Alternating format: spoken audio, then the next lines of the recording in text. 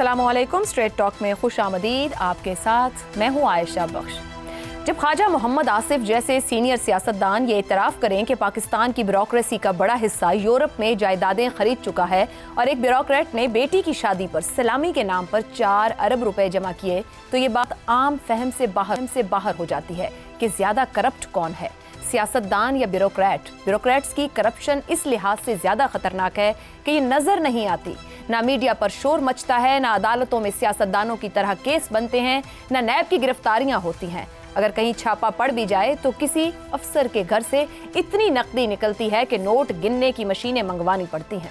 मगर अफसोस, चंद दिन की खबरें बनकर मामला रफा दफा हो जाता है। कोई सियासी तूफान नहीं उठता, क्योंकि ये लोग निजाम की खामोश रीढ़ की हड्डी हैं, पर्दे के पीछे छुपे हुए मगर सब कुछ कंट्रोल करने वाले।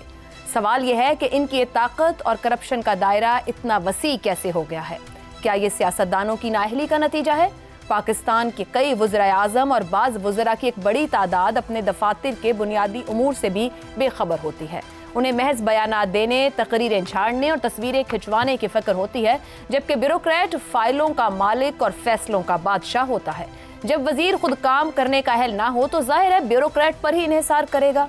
यही तवाज़ुन क़याम पाकिस्तान के साथ ही बिगड़ना शुरू हो गया। जब इब्तिदाई वज़ीर आज़म और गवर्नर जनरल ब्यूरोक्रेट्स के रहमो करम पर रहे तो ब्यूरोक्रेसी ने रियासत की बागडोर ही संभाल ली।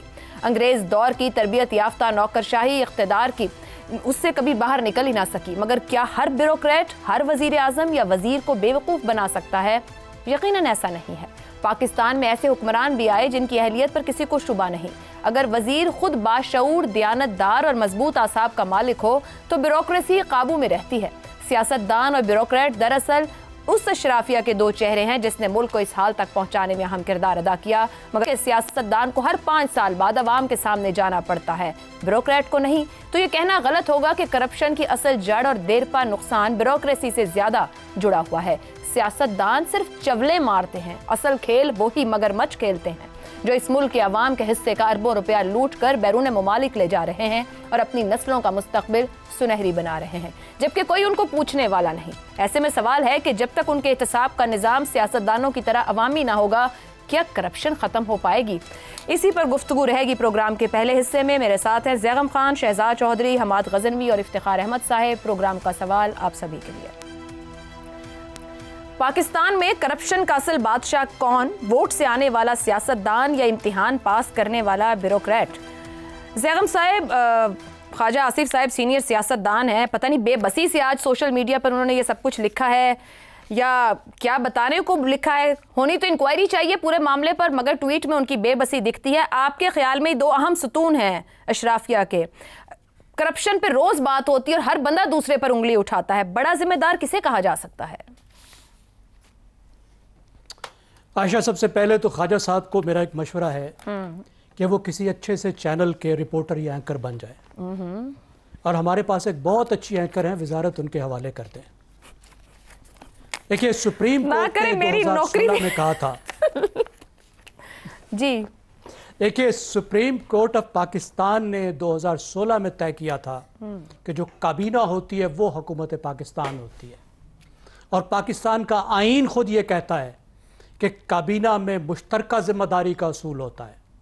काबीना का हर मेंबर पूरी काबीना होता है, पूरी काबीना के बिहाफ पे बोलता है।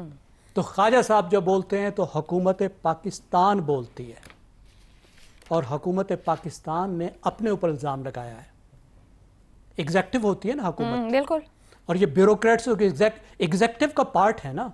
ये तमाम लोग वज़रा के बातहत हैं जिन पे इल्ज़ाम लगाया गया है। ये इन तमाम के जो बास हैं वो वज़रा हैं, और वो कहते हैं कि 50% से ज़्यादा, आधी से ज़्यादा हमारी ब्यूरोक्रेसी ने यूरोप में घर खरीद लिए हैं और वहाँ जाने की तैयारी कर रहे हैं। तो ये वज़ीर जो उनके ऊपर बैठे हुए हैं, ये क्या कर रहे हैं? वो क्या कर रहे हैं? और ख्वाजा साहब ने जो खबर दी है उसका सोर्स क्या है? और क्या ख्वाजा साहब ने इतनी अहम इंफॉर्मेशन, क्या उन्होंने FIA को रिपोर्ट की है? क्या उन्होंने नैब को रिपोर्ट की है? क्या उन्होंने अपने महकमे में तफ्तीश जो है वो लॉन्च की है? अब मुझे बताइए कि इसके बाद हुकूमत पाकिस्तान के किसी अफसर की क्या साख रह जाती है? और कलेक्टिव रेस्पॉन्सिबिलिटी के असूल पर ख्वाजा साहब कहाँ खड़े हैं। अब आते हैं कि ख्वाजा साहब ने जो फरमाया है। देखिए, ख्वाजा साहब ये फरमाते हैं और बड़ा गिला लग रहा है, बड़े दुख से बोल रहे हैं कि सियासतदान बेचारे बचा खुचा खाते हैं और वो चवले मारते रहते हैं। चवलों वाली बातें तो खैर मैं मान लेता हूँ, लेकिन बचा खुचा खाने का मुझे पता नहीं कौन बचा खुचा खाता है। मुझे इतना पता है कि मिलकर खाते हैं। जो अफसरान है उसमें तो कोई शक नहीं है। आप देखिए, अफसरान के बच्चे पाकिस्तान में अरबपति बिजनेसमैन हैं। मुझे पता नहीं रिटायरमेंट होने पे कितने पैसे मिल जाते हैं कि फैक्ट्रियां और शुगर मिले कायम हो जाती हैं। सही हो गया। और कितने हमारे सियासतदान हैं जिनके बाप जो थे वो सिविल सर्विसेज में थे, कितने पैसे मिल जाते हैं रिटायर होने पर कि उसके बाद वो एक बड़े बड़े जो 300-300 साल से जागीरदार आ रहे हैं उनके मुकाबले में वो सियासतदान बन जाते हैं। तो मिलकर खाने का आप देखिए कि अभी बजट गुजरा, दुरुस्त। बजट में पार्लियामेंटेरियंस के लिए 70 अरब रुपए रखे गए। अब 70 अरब रुपए का क्या मतलब है कि एक एक हुकूमती रुकन के हिस्से में आता है 48 करोड़ रुपया। 5 साल में बनता है ये 2.25 अरब रुपया। ठीक। अब ये बताइए इसको कौन खाएगा? मिलकर नहीं खाया जाएगा तो क्या ये खाया भी जा सकता है? सही हो गया। ठीक। फिर थोड़ा सा पीछे चले जाइए। आपको याद है 1990 से एक मसला चल रहा है। जी, मसला चल रहा है कि सरकारी बैंकों से उधार लिए गए, फैक्ट्रियां बनाई गई, उधार माफ कराए गए। तो मिलजुल कर काम चलाया जा रहा है। ये बादशाहत मिलकर की जा रही है। जैगम साहब, आगे बढ़ेंगे हम क्योंकि वक्त हमारा थोड़ा कम हुआ है। आपको भी पता है अभी एक ब्रेकिंग आई है जो ट्रंप साहब ने भारत पर टैक्स में इजाफा किया। वापस इफ्तिखार साहब, मैं अगर आपकी जानिब आऊँ, हाइब्रिड निज़ाम बड़े मौसर अंदाज से बहुत से चैलेंजेस को सामने से पकड़ रहा है और हम बात कर रहे हैं पाकिस्तान के इमेज को लेकर भी। स्मगलिंग, कालाबाजारी, टैक्स चोरी, इसके खिलाफ भी कहीं ना कहीं हमें आवाज़ उठती दिखाई देती है। ये वो कौन से मगरमच्छ हैं जो अरबों कमा रहे हैं, खामोशी से रिटायर हो रहे हैं और वजीर साहब सिर्फ एक ट्वीट करके इतला दे रहे हैं? क्या उनका यही काम बनता था? क्या हुकूमत का यही काम बनता है कि हमें बताए कि इंतजामिया अपने इंतजाम बाहर कर रही है, अवाम अपना इंतजाम कर ले? मैं हैरान हूं कि अगर उस आदमी ने ट्वीट कर दी तब भी आपको पसंद नहीं। पसंद तो बहुत है, पर क्या ये करने का काम है हुकूमत के? एक मिनट मुझे बात कर, ट्वीट ना करता तब वो पसंद नहीं है? किसी जगह पर तो आप रुक जाएं। उसने एक ऐसी खराबी की निशानदी की है जिस पे आपको ये प्रोग्राम करने का मौका मिला है और बहुत दानिश्वर इसमें अपनी राय का इजहार कर रहे हैं। बुनियादी बात यह है, ये माशरा बदतरीन करप्शन का शिकार हो चुका है। इस माशरे में इज़्ज़त और एहतराम, आपकी गाड़ी, आपकी दौलत, आपके घर, आपकी शादी पर आने वाला ख़र्चा, उसके खाने और उसमें शरीक होने वाले लोगों की तस्वीर से मुतल्लिक़ जब वाबस्ता हो जाए तो फिर यही होता है। जैगम ने अभी आपको बताया कि फ़ी MNA के से कितना आता है और ये बात तस्लीम शुदा है हाईएस्ट लेवल के ऊपर कि 15% तो यकीनी तौर पे तस्लीम शुदा है कि वो जाता है कमीशन के तौर पे या मदद के तौर पे। जब इतना पैसा उनकी डिस्पोजल पे होगा तो नतीजे ये होंगे। लेकिन जो सवाल है वो ये है, क्या किसी को सज़ा हुई?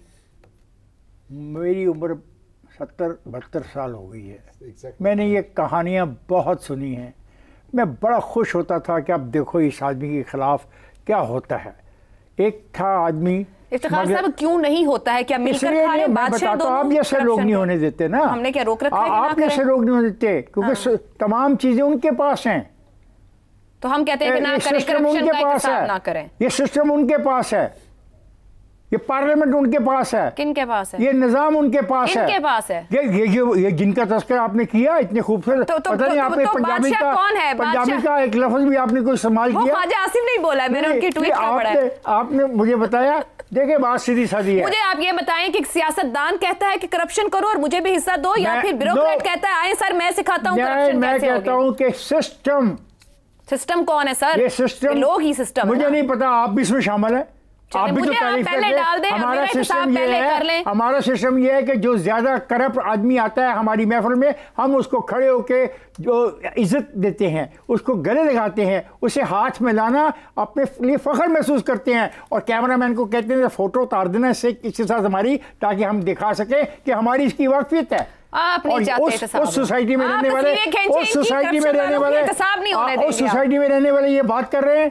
आज आपको एहसास हुआ, आज आपको, आज ख्वाजा आसफ ने बताया, आज ख्वाजा आसफ ने बताया तो आपको एहसास हो गया। सर ये अजीब सोसाइटी है भाई, ख्वाजा आसफ ने बताता तो आपको ये पता ही नहीं था कि इस सोसाइटी में हो क्या रहा है, सोसाइटी में लूट बढ़ क्या है। कई सालों से आ रही है और मीडिया में भी इस वो कहते हैं कि एक ब्यूरोक्रेट की, वो कहते हैं एक ब्यूरोक्रेट की बेटी की शादी में 4 अरब रुपया पता थी, फिर उसी वक्त बोलती ना, आज क्यों नहीं बोली, आज क्यों बोले हो, इसलिए ख्वाजा आसफ ने कह दिया क्योंकि ख्वाजा आसफ मेंबर है पार्लियामेंट का, हमने पार्लियामेंट को भी बुरा कहना है, हमने उस पार्लियामेंट सही है, सियासतदान सही है, मैं कहता हूँ पूरी सोसाइटी तबाह हो चुकी है, मैं ये कह रहा हूँ। ये सबसे आसान एक जनरलाइज्ड स्टेटमेंट देना, रास्ता ही ना बने सीधा करने का, जिम्मेदारी है एंड हैव नॉट्स की जो जंग है, मैं उसमें जो हैव नॉट्स हैं उनके साथ खड़ा हूँ। और मैं ये कह रहा हूं जो ऊपर बैठे कर रहे हैं वो ठीक कर रहे हैं, गलत कर रहे हैं और हम सब उसमें बराबर के शरीक हैं। शहजाद साहब, वजीर साहब ये फरमा रहे हैं कि आधी ब्यूरोक्रेसी यूरोप में जायदादें खरीद चुकी है। ऐसी रिपोर्ट्स ये नहीं कि अभी आई हैं, मगर एक वजीर का इस तरीके से ट्वीट करना माजी में भी आ चुकी, कुछ इदारों के पास नामों के साथ अफसरान की पूरी डिटेल्स भी मौजूद है। ये फरमाइएगा कि हाइब्रिड निजाम की तारीफें करने वाले वजीर दिफा ख्वाजा आसिफ जो गुज़िश्ता कुछ अरसे से कर रहे हैं, क्या हाइब्रिड निजाम इस पूरी चीज की जवाबदेही कर पाएगा कि असल में करप्शन कहां हो रही है और अकाउंटेबल कैसे किया जाना है, और वो करेंगे इसको? हाइब्रिड निज़ाम तो इसलिए नहीं हमें कहना चाहिए क्योंकि ये तो आइन और कानून के मुताबिक हुकूमत चल रही है ना। आप मार्शल लॉ की हुकूमत की बात करें कि मार्शल लॉ ही लीडरों ने क्यों इस चीज़ को सही नहीं किया, अगर उस ज़माने में मौजूद था। उसका जवाब बनता है, वो ये जवाब बनता है कि जो खुद एक गलत तरीके से पावर में आए हैं वो बहुत सारे महाज नहीं खोलते, और ये तो एक ऐसी मशीनरी है ब्यूरोक्रेसी जो है गवर्नमेंट की कि जिसके थ्रू ये मशीनरी है जिससे गवर्नमेंट चलती है। देखिए सियासतदान जो है वो हुक्मरान है, सियासतदान हुक्मरान है, जिस मशीनरी के तहत उसने अपना निज़ाम चलाना है वो मशीनरी ब्यूरोक्रेसी है। अब प्रॉब्लम यह है कि ये ब्यूरोक्रेसी किसी ज़माने में बड़ी इंटेग्रिटी वाली हुआ करती थी, ये मशीन बहुत अच्छा काम किया करती थी। अब जो कुछ इसमें डाला जाता है इनपुट के तौर पे सियासतदानों की तरफ से, जो आउटपुट होता है, जो प्रोडक्ट होता है वो उसके बराबर नहीं होता है। इसका मतलब है कि मशीन कॉम्प्रोमाइज्ड हो चुकी हुई है, मशीन वो आपको नताइज नहीं दे रही जो कि उसको तवक्को की जाती है एक अच्छी मशीन की तरफ से। कब कॉम्प्रोमाइज हुई है, आप इसकी तारीख में चले जाइए। आपने जिक्र किया कितने लोगों ने बाहर घर बना लिए, कितने लोग बाहर चले गए, तो उनका भी कोई डेटा होना चाहिए ना। वो डेटा खुल के सामने क्यों नहीं आता, कोई स्टडी क्यों नहीं हुई, हमें पता लगे पाकिस्तानियों को कितना डेटा है। हो सकता है कि इतने लोग ना हो, लेकिन एक चीज जरूर है, हमें पता होना चाहिए कि हर सेक्रेटरी, हर वजारत का जो सेक्रेटरी होता है, हर वजारत का जो कि वजीर के नीचे होता है, वो उसका प्रिंसिपल फाइनेंस ऑफिसर होता है। उसके चेक के, उसके दस्तखत के बगैर एक पैसा वो वजीर या वजारत या उसका कोई शोबा खर्च नहीं कर सकता। ये ताकत है उस आदमी की, और ये ताकत कब दी गई थी? क्योंकि मशीनरी एक इंटेग्रिटी वाली मशीन थी। उसका ख्याल लोगों का ये था कि ये सीधे संभाल कर रखेगी, लेकिन कहीं ना कहीं पे हमने मशीन को भी कॉम्प्रोमाइज कर दिया। अब तो हमने हर चीज को कॉम्प्रोमाइज कर दिया, हमने मुआशरे को कॉम्प्रोमाइज कर दिया, तो ब्यूरोक्रेट भी कॉम्प्रोमाइज हो चुका हुआ। इसका हल क्या है? हल ये है कि इस मुआशरे को सबसे पहले मिसाल क्रिएट करनी पड़ेगी। ये जो लोगों के अंदर अंडरस्टैंडिंग है ना, और ये सच है, हकीकत है कि पैसे के सिवा पाकिस्तान में या किसी मुल्क में, शायद पाकिस्तान में बहुत ज्यादा, कोई काम कहीं नहीं होता, और दफ्तरों में तो बिल्कुल ही नहीं होता। और फिर जब ये मामला चल रहा हो तो हर कोई दफ्तरों में हो या दफ्तरों के बाहर हो या बाजार में हो, वो पैसा कमाता है, खाता है आपसे, और खाता है पैसा, और वो फ्रॉड करता है आपके साथ, और वो हरकत करता है, क्योंकि पैसा इस वक्त बादशाह है। तो करप्शन का बादशाह इस वक्त कौन है? पैसा बादशाह है, जिसके हाथ लगे वो हाथ लगाता है। इस वक्त आपकी ब्यूरोक्रेसी जो गवर्नमेंट है वो तबाह बर्बाद हो चुकी है, इसमें कोई शक की बात नहीं। सिविल सर्विस रिफॉर्म्स की जरूरत है, और ये जो बात की जा रही है कि हम स्पेशलिस्ट लोगों को सिविल सर्विसेज के लिए लेके आएंगे, एक बिल्कुल जायज चीज है, इसको स्टडी करना चाहिए। इसी के पीछे डीएमजी वाले खड़े हो जाते हैं ना कि हम नहीं करने दें। डीएमजी कौन है? जिसने नैब का महकमा आपकी आइन और कानून के अंदर से खत्म करवा के रख दिया। ये वो डीएमजी है, ये वो ताकत है ब्यूरोक्रेट। ठीक हो गया। हम काम नहीं, हम जिंदगी में हम सब ने ब्यूरोक्रेट्स के साथ कहीं ना कहीं मामला रहा, दोस्त भी हैं, अच्छे लोग भी हैं, अच्छे लोग नहीं भी हैं, लेकिन ये सब जो मैंने बयान किया ये वहीं से अखज़ किया हुआ, वो देखा हुआ, हमारा जांचा हुआ वो मामला है जिसमें पाकिस्तान गिरा हुआ। दुरुस्त हुआ। हमाद साहब, क्या वाकई पैसा बादशाह बन गया है? पाकिस्तान बनाने वाले सियासतदानों ने आगाज में ब्यूरोक्रेसी के सामने सरेंडर कर दिया था, मशीनरी थी, कॉम्प्रोमाइज्ड हो चुकी है, एक तारीख है पूरी। क्या कहा जा सकता है कि इस्लाह करना आसान है? टॉप बॉटम, बॉटम टॉप, कोई सिरा हाथ में है? जी नीयत दरकार है, ये सब काम हो सकते हैं। किसकी नीयत? ये सब काम हो रहे हैं दुनिया में, और जिनकी नीयत से हो रहे हैं उनका भी मैं अभी तज़किरा करता हूँ। ख्वाजा आसिफ साहब का जो बयान है वो एक ऑन लुकर यानी बाय स्टैंडर्ड यानी तमाशबीन का बयान लगता है। हालांकि वो वज़ीर हैं और बड़ी दिहाइयों से वज़ीर चले आ रहे हैं। वो असल में इस ट्वीट में शायर कहना ये चाह रहा है कि सिर्फ हमें गालियाँ ना दीजिए, और लोग भी करप्शन कर रहे हैं तो अपनी तोपों का रुख उस तरफ कर लीजिए। तो हम तो जानते हैं कि हमें ख़बर है ये शीर व शकर कौन कौन है, तो लिहाजा इस बात में ये तो तय समझिए, जैसे भी जिक्र भी हुआ कि ख़ालिद साहब ने किया ना, जैगम साहब ने सियासतदानों का दिया, दोनों बातें दुरुस्त हैं। तो ये मामला इसी तरह हम और आगे भी बढ़ा सकते हैं। क्या मुल्क में करप्शन है, इस बारे में तो दो राय नहीं पाई जाती, हम सब जानते हैं। तो सिर्फ ब्यूरोक्रेट नहीं, ये हर तरफ करप्शन मौजूद है। अच्छा, हमारा इंटरनली तो हम बातें करते हैं, हमारा तजर्बा होता है, जैसे शहजाद साहब ने कहा मेरा ज़ाती तजर्बा है, मैंने देखी हैं कुछ चीज़ें, समझी हैं, सीखी हैं। इसी तरह एक जो एक्सटर्नल सोर्स होती है वो, क्योंकि हल की बात हो रही है ना, मैं उस तरफ आना चाह रहा था। ट्रांसपेरेंसी इंटरनेशनल एक इदारा है, वो कहता है कि भाई आपके मुल्क में करप्शन, एक इंडेक्स बनाता है वो, कि परसेप्शन ये है कि आप इस दर्जे पर फाइज हैं। तो उसमें भी हमारी 2 दर्जे तनाजुली हुई पिछले 2 सालों के दरमियान। अच्छा, अब आप इसका हल क्या ढूंढते हैं? आप क्या समझते हैं कि कैसे इस मामले को हल किया जाए, जिस तरफ आपने इशारा भी किया कि नीचे से शुरू करें, ऊपर से शुरू करें? तो बात यह है कि हम अपने, एक मिसाल ज़हन में आ गई, हम अपने बुज़ुर्गों से सुना करते थे, वो कहते थे कि हम पूछते थे ना अच्छी शायरी में क्या, तो वो कहते थे यार आपको हम बताएंगे कि मजमून ये होगा, कलाम ये होगा, अलामत इस्तारा, तो ये सब छोड़ दीजिए, आप अच्छा शायर देख लीजिए कोई, तो आपको उससे समझ आ जाएगी कि अच्छी शायरी के वज़ाइफ क्या होते हैं। तो इसी तरह ये आप जो ट्रांसपेरेंसी की लिस्ट बनती है ना, इसमें जो साफ़ सुथरे ममालिक हैं, आप उनकी फ़हरिस्त देख लीजिए, आपको समझ आएगी कि इन ममालिक में क्या कदर मुश्तरक है, ये क्या कैफियत है जो तमाम मुल्कों में पाई जा रही है, इसलिए वो ऊपर वाले दर्जों पे आपको नज़र आते हैं। तो आपको पहली बात जो नज़र आती है, एक आदेश-दस्ना के अलावा, वो सब जमहूरी ममालिक हैं, ये उनकी बुनियादी बात है।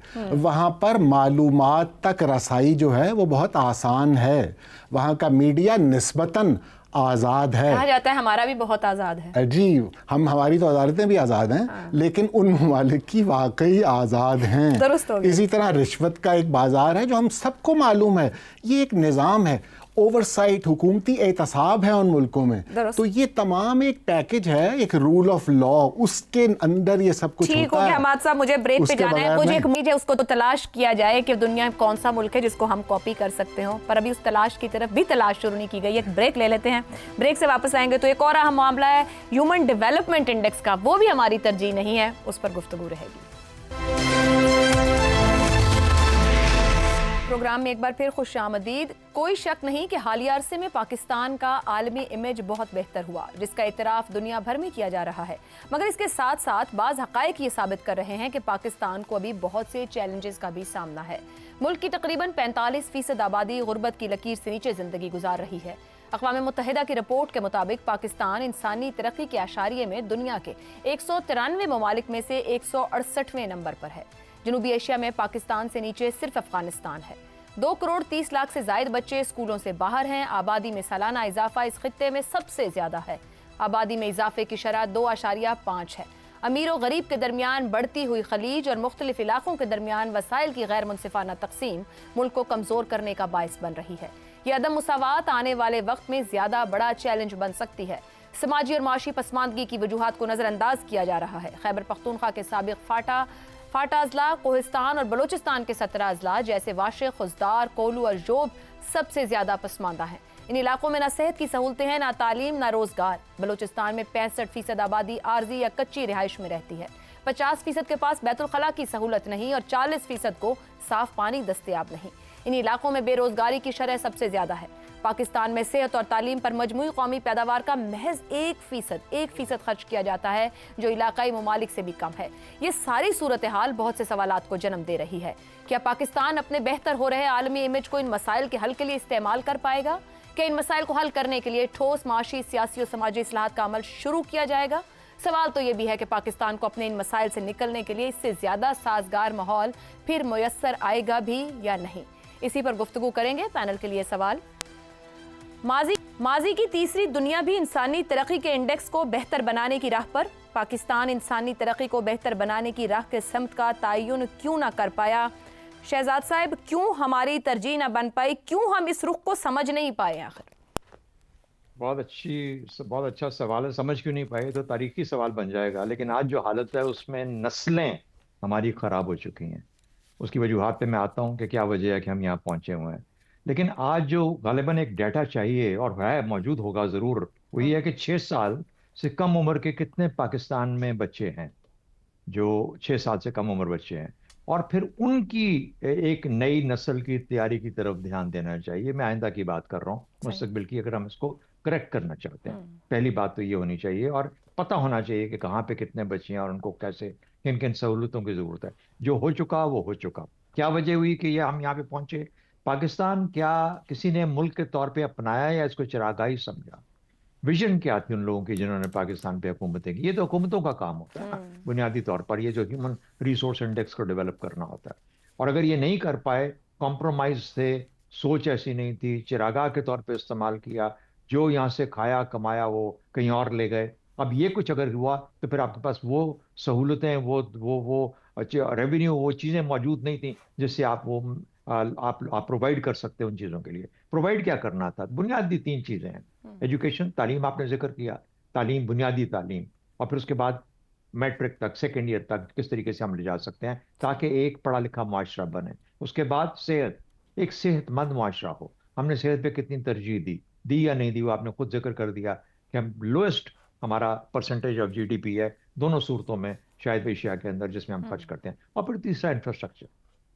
जो हुकूमत इन 3 चीज़ों को अपनी सबसे बड़ी एक प्रायोरिटी बना ले तो वो माहौल पैदा कर देती है कि एक माशरा, एक अच्छी नस्ल तश्कील पाती है। अच्छी नस्ल या 2-3 अच्छी नस्लें हों तो आपका एक अच्छा माशरा तश्कील पा जाता है। तो ये वजह है कि हम वहाँ पे, हाँ, फिर बाद में आप ह्यूमन रिसोर्स इंडेक्स में जब डिटेल में जाते हैं तो मईशत के लिए क्या जरूरी है, मईशत को भी हम मैक्रो माइक्रो के चक्रों में पड़ जाते हैं। 3 बुनियादी चीजें हैं, लेबर फोर्स, कैपिटल, पैदावार, ये 3 चीजें, ये है मईशत आपकी। ये कोई मईशत, दुनिया भर की मईशत इन 3 चीजों में डिफाइन होती है कि लेबर फोर्स कैसी है, पैदावार कैसी है, और कैपिटल कितना है आपके पास। आपने कैपिटल प्रोड्यूस करना है, बनाना है, हासिल करना है ताकि आप इन चीजों पे लगा सके। अब अगर आप ये काम मिला के नहीं कर पा रहे और इनको टुकड़ों में बांटा हुआ है और एक कंबाइंड विजन और एक, जैसे कहते हैं कि बेरब्त के तरीके से चल रहे हैं, तो फिर आपके लिए मुश्किलात पैदा हुई। आज हम खोए हुए एक लॉस्ट कंट्री है, एक लॉस्ट नेशन है। बड़ा अच्छा आपने वे फॉरवर्ड बता दिया। आपने 6 साल से कम उम्र बच्चों का जिक्र किया, तो करीबन 3.5 करोड़ हैं जो 3% बनते हैं।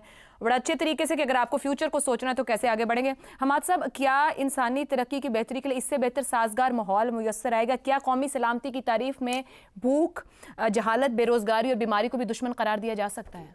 मरकजी बात आपने कर दी। यानी हम हालत जंग में तो बहुत मजबूत नज़र आ रहे हैं और हालत अमन में बहुत कमज़ोर नज़र आ रहे हैं। यही बात आपने अपने लफ्ज़ों में कही है। यानी रियासत ज़रा गैर मुतवाज़िन सी लगने लग गई, क्योंकि हमने बहुत बड़ा कारनामा अंजाम दिया, सारी दुनिया उसका इतराफ़ कर रही है, हमारी हर तरफ डंका बज रहा है पाकिस्तान का, और पाकिस्तान ने जो टेक्नोलॉजी इस्तेमाल की और जिस महारत से इस्तेमाल की, वो बातें अपनी जगह दुरुस्त हैं, लेकिन एक ज़रा गैर मुतदिल, यानी यूँ लगता है जैसे कोई लाग़िर आदमी है जिसके बाइसेप्स डंड यूँ इतना बड़े, कोई गैर मुतवाज़न सी चीज़ है। जिस सब जो आपने इशारे किए ना कि हमारी यानी तालीम की क्या सूरत हाल है, 2.5 करोड़ बच्चा बाहर है, आपने हेल्थ एक्सपेंडिचर बताया है, आपने आबादी के बढ़ने की रफ्तार देखी है, यानी हमारे जो मसाइल हैं, क्लाइमेट चेंज की सूरत हाल है, फिर हमारे यहाँ पर हुकूक के मसाइल हैं, गैर मुतवाज़न तरक्की हो रही है मुख्तलिफ़ ख़ित्तों में। सिर्फ मसाइल हैं जी। अब वसाइल का यानी ज़िलों तक ये बात चली गई है कि लोग कह रहे हैं भाई हमारे वसाइल जो हैं वो हम पे क्यों नहीं खर्च कर रहे हैं आप। एक ये अदम मसावात की सूरत हाल है। तो सिक्योरिटी स्टेट तो हमें होना मतलब कहने का मतलब ये है कि हमें अपने दिफा पे भरपूर तवज्जो देनी चाहिए, जो कि हमने दी और उसके नताइज हमारे सामने आ गए। लेकिन आप दूसरी तरफ भी तो तवज्जो देना की ज़रूरत है, यानी इन तमाम मसाइल से भी तो लड़ना है जिनका आप जिक्र कर रही हैं। और आखिरी फिक्रा बस ये कि पाकिस्तान में नियत कर लीजिए कि सबसे पहले पाकिस्तानी फलाह का रास्ता यहीं से जाएगा, बका का रास्ता यहीं से जाता है। जी एक ब्रेक, गुफ्तगू आगे बढ़ाएंगे। प्रोग्राम के आखिरी हिस्से में एक बार फिर खुशामदीद। ज़ैगम साहब, जहां हम आज खड़े हैं, ग्लोबल साउथ के 25 साल से उभरती भारतीय मईशत को काबिल रिस्क नजर से देखा जा रहा था। ट्रंप उसको भी डेड इकोनॉमी कह रहा है। हमें यहां से एक सफर तय करना है, हमारी मईशत कहां है, हम इसके लिए क्या इस्तेलाह इस्तेमाल करेंगे। उसमें ह्यूमन डेवलपमेंट इंडेक्स किसी जगह फॉल करता है? नहीं करता। इसलिए नहीं करता कि हमारे मुल्क में इंसान तरजीह नहीं है, अशराफिया तरजीह है। अशराफिया इंसान नहीं सर, इंसान तो काउंट ही नहीं करता। नहीं, वो तो ऊपर की चीज़ है ना, वो तो फरिश्ते हैं, जिन्नात हैं, देव हैं, कुछ भी हैं। पाकिस्तानी इंसानों जैसे इंसान तो नहीं है ना, और गरीब इंसान तो इंसान ही नहीं है ना, वो तो इंसान से एक नीचे की मखलूक है। और आज आप जिस इंडेक्स की बात कर रही हैं, क्या आपको मालूम है ये पाकिस्तानी ने बनाया था? ये डॉक्टर महबूबुल हक ने बनाया था 1990 में अमर्त्य सेन के साथ। और उन्होंने कितनी बड़ी एक काम किया था, उसकी जो किताब भी लिखी थी कि यूरोप के जितने मॉडल हैं उसको कॉपी करके आज आप तरक्की नहीं कर सकते, क्योंकि उनके मॉडल जो हैं वो सदियों पर मुहित हैं। उनकी तरक्की के मॉडल आपको जल्दी तरक्की नहीं दे सकते। तो उन्होंने कहा उन मुल्कों को देखो जिन्होंने दहाइयों में तरक्की की है, सदियों में नहीं की। और वो कौन से मुल्क थे? टाइगर्स इकानमीज एशिया की। और उन्होंने कहा कि इनमें वाहिद मुश्तरक बात यह है कि उन्होंने इंसानी तरक्की पर तवज्जो दी है। और जब इंसान ने तरक्की की तो उनकी मईशत ने तरक्की की। और फिर अमर्त्य सेन ने अपनी एक और किताब में डेवलपमेंट इज फ्रीडम में लिखा कि चाइना इस वजह से भारत से निकला कि चाइना में ह्यूमन डेवलपमेंट थी और भारत में ह्यूमन डेवलपमेंट नहीं थी। और अभी तो हम सब जानते हैं प्रोडक्टिविटी जो सबसे बड़ी चीज़ है वो टेक्निकल स्किल्स और तालीम से आती है। यहाँ पे तो हशर ये है कि एक टूटी ख़राब हो जाए तो 10 दफ़ा बंदा आता है उसको ठीक नहीं कर पाता। सही। तो ह्यूमन डेवलपमेंट इंडेक्स में क्या 3 चीज़ें हैं आखिर में, कि क्या लोग लंबी और सेहतमंद ज़िंदगी जीते हैं, क्या एक माशरे में, एक मुल्क में इल्म और तालीम है, और तीसरी बात क्या लोगों के पास एक अच्छा मेयार ज़िंदगी है। तीन चीज़ें होंगी तो मईशत भी तरक्की करेगी, क्योंकि आज की मईशत इल्म पर और टेक्नोलॉजी पर खड़ी है। दुरुस्त हो गया। और ये तीनों हमारे पास नहीं। इफ्तिखार साहब, क्या हमारी अशराफिया को इदराक है कि बेरोज़गारी, भूख और अदम मसावात, सियासी कशीदगी, शदीद अदम इस्तेहकाम ये दहशत गर्दी को जन्म देता है? अशराफिया को सब कुछ इल्म है और वो चाहते भी यही हैं। हाँ, कि हम आपस में लड़ें, एक दूसरे का गिरेबान पकड़ें। तो वो रूल किसको करेंगे? वो रूल किसको करेंगे? हम लड़ने वालों को, हम गरीबों को। और ये जो 3 बातें आप कह रहे हैं, बुनियादी तालीम, सेहतमंद माशरा और इंफ्रास्ट्रक्चर, भाई ये तो सब कुछ आउटसोर्स किए जा रहे हैं। अब कौन सी चीज़ आउटसोर्स नहीं हो रही, मुझे बता दीजिए। आप इसको आउटसोर्स किए जा रहे हैं और तवक्को करते हैं कि गरीबों के लिए कोई भलाई होगी। और बुनियादी तालीम की जो बात दोस्त कर रहे हैं वो इसलिए कर रहे हैं कि जो आपका सवाल है कि पाकिस्तानी तरक्की को बेहतर बनाने के लिए सिमत का तयन क्यों नहीं कर पाया, तो सिमत का तयन तो एजुकेशन से स्टार्ट करेंगे ना। जब एजुकेशन ही गरीब की बस से बाहर निकल जाएगी, जब प्राइमरी स्कूल तो सर बस में भी तो लाना है ना, किसी ने किया, वो तरजीह है भी कि सिमत में चलना है। देखें, जब हम एक चीज़ को आउटसोर्स कर देते हैं तो हम डिक्लेयर कर देते हैं कि हमारे बस की बात नहीं है, हमारा तल्लक नहीं है। हम अपने आप को ला तल्लक, यानी कि जो प्राइमरी स्कूल मेरे ज़माने में बनाया गया था, आज उस प्राइमरी स्कूल को किसी और को दिया जा रहा है। इसका मतलब है कि वो कहते हैं हमारा काम नहीं है कि हम प्राइमरी स्कूल चलाएं, BHU को चलाना हमारा काम नहीं है कि हम ये करें। ये जो टेवटा वगैरह की ऑर्गेनाइजेशन थी जहाँ पे तकनीकी तालीम दी जाती है, हमारा काम नहीं है। ये तो हकीकत है, ये हो रहा है। जब ये हो रहा होगा तो हमारा जो तरक्की का इंडेक्स की आप बात कर रहे हैं, इंसानी तरक्की के इंडेक्स की बात कर रहे हैं, वो फिर ख्वाब ही है। फिर जो जैगम साहब कहते हैं, जो शहजाद साहब कहते हैं, वो दुरुस्त कहते हैं, मैं तो उनसे इत्तेफाक करता हूँ। ठीक हो गया जी। तो फिर यही बात करेंगे जो सब अपने गुफ्तगू की कि अशराफिया को समझना होगा कि अशराफिया की तरक्की नहीं बल्कि इंसानी तरक्की मुआशरे को, मईशत को तरक्की दे सकती है। प्रोग्राम से इतना ही, इजाज़त दीजिए, अल्लाह हाफ़िज़।